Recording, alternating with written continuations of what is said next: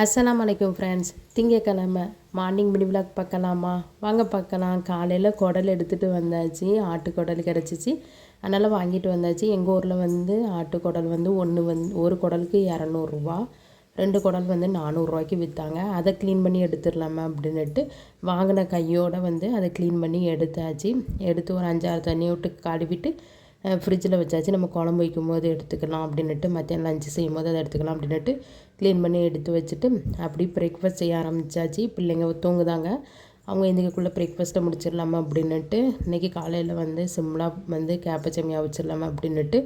இது ரொம்ப வேலையும் கிடையாது. கொஞ்சம் தண்ணி ஊற்றி உப்பு சேர்த்துட்டு நம்ம கேப்பச்சமியா வந்து ஒரு 4 நிமிஷத்துக்கு ஊற வச்சாலே போதும்.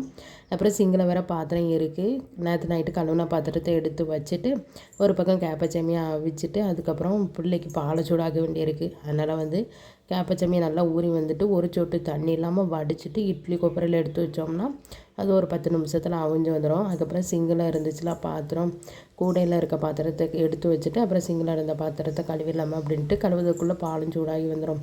அதோட கேப்பச்சமியா அவிஞ்சு வந்துடுமே அப்படின்ட்டு சிங்கில் இருக்க பாத்திரத்தையும் கழுவி எடுத்து வச்சாச்சு. அதுக்கப்புறம் கேப்பச்சமியாவுக்கு வந்து தேங்காய் வந்து நாட்டு சக்கரை, தேங்காய், நெய் ஊற்றி சாப்பிட்டா நல்லாயிருக்கும். அதனால் வந்து தேங்காய் உடச்சி மிக்ஸி ஜாரில் போட்டு ஒரு பல்ஸ் கொடுத்தா சூப்பராக திரிச்சு வந்துடும்.